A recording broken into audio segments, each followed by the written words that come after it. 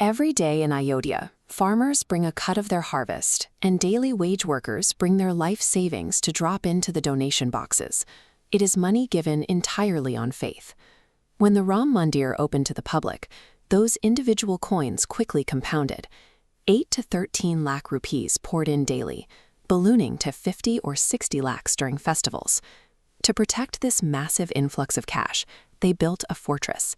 They installed a sprawling network of CCTV cameras, managed by TCS, brought in professional State Bank of India staff, and set up a highly restrictive underground counting room just 200 meters from the temple. Yet despite the surveillance and the bank auditors, a highly coordinated syndicate was quietly draining cash and donated jewelry from that exact room every single day. To empty a vault guarded by banks and high-tech surveillance, a physical break-in is impossible. The only way out is through a breach in the very protocols meant to safeguard the donations. The foundation of this system started with a legal mandate. In November 2019, the Supreme Court ordered the creation of a trust to manage the temple's construction and its finances.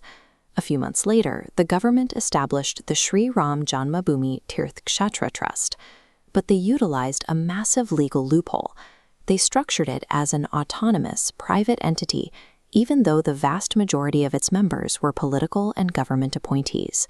This chart shows exactly how that loophole functioned.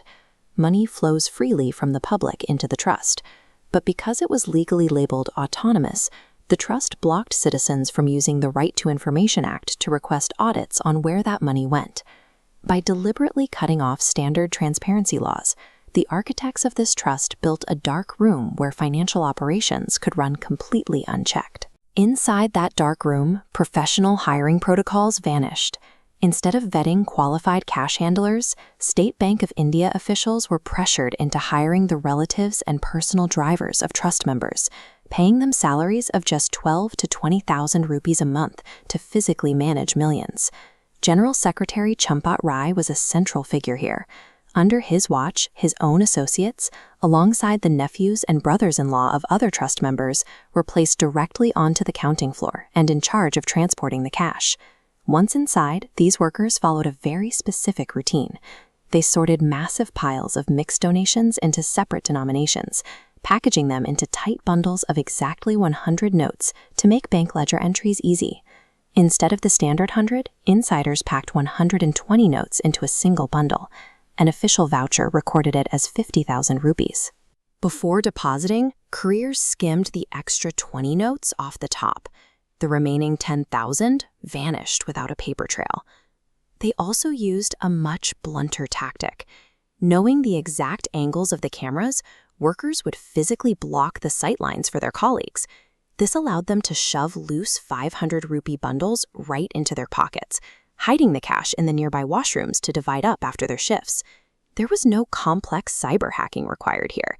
Controlling the money simply meant putting unqualified, extremely loyal people in absolute physical control of the room. The trust's leadership knew exactly what was happening.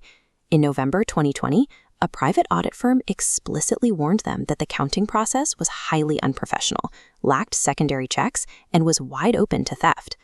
Instead of implementing the recommended safety protocols, the trust buried the audit report entirely. This intentional blindness extended to their real estate deals. The trust bought a piece of land for 2.5 crore rupees, just months after it was purchased for 20 lakh.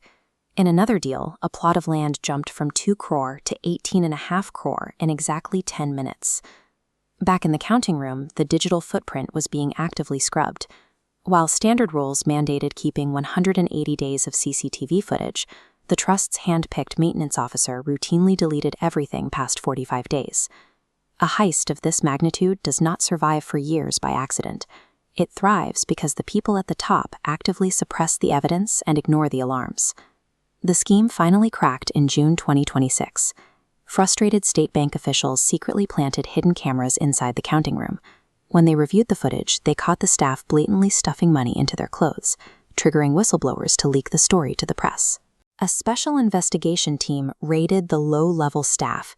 They found lakhs in cash stuffed inside washrooms and discovered that workers making 12,000 rupees a month were secretly building multi-story mansions and buying commercial properties. But the justice process hit a deliberate structural wall. By law, the investigation team was required to submit its preliminary findings to the additional chief secretary, Sanjay Prasad. Look at this reporting structure. The investigative team is forced to hand its evidence of systemic corruption to Sanjay Prasad, a man who sits directly on the board of the very trust being investigated. While 8 of the low-level staff, the drivers and relatives, were quickly arrested and jailed, the investigation ended with them. Those who designed the trust's opaque structure and oversaw the hiring remained outside the scope of the arrests. The Ram Mandir heist proves a harsh reality. Faith is not a substitute for accountability. When you shield public money from public scrutiny, you aren't protecting the institution. You are